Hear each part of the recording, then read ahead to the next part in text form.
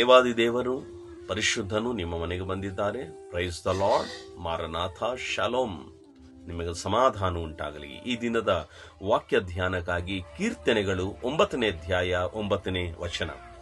ಕರ್ತನು ಕುಗ್ಗಿದವರಿಗೆ ಆಶ್ರಯವಾಗಿದ್ದಾನೆ, ಇಕ್ಕಟ್ಟಿನ ಸಮಯದಲ್ಲಿ ಸಹ ಆಶ್ರಯವಾಗಿದ್ದಾನೆ. Hallelujah. The Lord also will be a refuge for the oppressed, a refuge in times of trouble. Amen. ಕುಗ್ಗಿದವರಿಗೂ ಇಕ್ಕಟ್ಟಿನಲ್ಲಿರೋವರೆಗೂ ದೇವರೇನಾಗಿದ್ದಾರೆ? ಆಶ್ರಯವಾಗಿದ್ದಾರೆ. Hallelujah.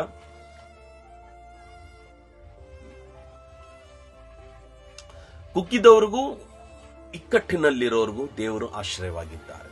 Amen. Hallelujah. In the times of trouble he is our refuge. ಕಷ್ಟ ಕಾಲದಲ್ಲಿ ನಮ್ಮನ್ನು ಯಾರು ಆಧರಿಸುತ್ತಾರೆ? ಇದು ಮೊದಲನೇ ಪ್ರಶ್ನೆ.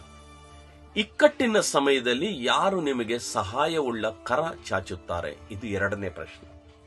ಈಗ ನೀವು ನಿಮ್ಮ ಆತ್ಮಸಾಕ್ಷಿಯ ಪ್ರಕಾರವಾಗಿ ನಿಮ್ಮನ್ನು ನೀವು ಪರಿಶೋಧಿಸಿಕೊಂಡು ನೋಡಿರಿ. ಯಾರೇನಾದ್ರೂ ಇದ್ದಾರಾ? ನಿಮ್ಮಲ್ಲಿ ಯಾರೇನಾದ್ರೂ ಬಿಡಲ್ಪಟ್ಟಿದ್ದೀರಾ? ಯಾರೇನಾದ್ರೂ ನಿಮ್ಮಲ್ಲಿ ತ್ಯಜಿಸಲ್ಪಟ್ಟಿದ್ದೀರಾ? ಇಕ್ಕಟ್ಟಿನ ಸಮಯದಲ್ಲಿ, ಕುಗ್ಗಿ ಹೋಗಿರೋ ಸಮಯದಲ್ಲಿ ಆ ದೇವರು ಹೇಳುತ್ತಾ ಇದ್ದಾರೆ, ನಾನು ನಿನಗೆ ಆಶ್ರಯವಾಗಿರ್ತೀನಿ. Praise the Lord. That is the wonderful God we received. That is the beauty of our God. ಈ ದೇವರು, ಈ ಯೇಸು ಕ್ರಿಸ್ತನ ಶ್ರೇಷ್ಠತೆಯು, ಸೌಂದರ್ಯವು, ಘನವುಳ್ಳ ಕಾರ್ಯ ಏನಂದ್ರೆ, ಕುಗ್ಗಿ ಹೋಗಿರೋರು, ಸಂಕಟದಲ್ಲಿರೋರು ಮಾತ್ರವೇ, ಇಕ್ಕಟ್ಟಿನಲ್ಲಿರೋರು ಮಾತ್ರನೇ ದೇವರು ಗಮನಿಸುತ್ತಾರೆ. ಅವರು ಕಣ್ಣುಗಳು ಬೆಳಗ್ಗೆ ಪ್ರತಿ ಮುಂಜಾನೆಯಲ್ಲಿ ಭೂಪ್ರಪಂಚದ ಎಲ್ಲಾ ಮೂಲೆಯಲ್ಲಿ ಎದುರು ನೋಡ್ತಾ ಇದ್ದಂತೆ. ಯಾರು ಕುಗ್ಗಿ ಹೋಗಿದಾರೋ, ಯಾರು ಇಕ್ಕಟ್ಟಿನಲ್ಲಿದ್ದಾರೋ ಅವರು ಬಂದು ನನ್ನ ಮುಂದೆ ಮೊರೆ ಇಟ್ಟರೆ ಅವರನ್ನು ನಾನು ಆಶ್ರಯವಾಗಿರ್ತೀನಿ. ಪ್ರಿಯರಾದ ದೇವರ ಮಕ್ಕಳೇ, ಈ ಆಶ್ರಯವಾದ ದೇವರು ಈ ಬೆಳಗಿನ ಜಾವದಲ್ಲಿ ನಿಮ್ಮ ಮನೆಗೆ ಬಂದಿದ್ದಾರೆ.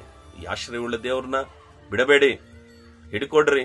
ನಿಮ್ಮ ಕಷ್ಟ, ನಿಮ್ಮ ಇಕ್ಕಟ್ಟು, ನಿಮ್ಮ ಕುಗ್ಗಿ ಹೋಗಿರೋ ಸ್ಥಿತಿಯನ್ನು ತಿಳಿಸಿ ದೇವರು ನಿಮಗೆ ಸಹಾಯ ಮಾಡ್ತಾನೆ. ಪ್ರಾರ್ಥನೆ ಮಾಡಿಕೊಳ್ಳೋಣ.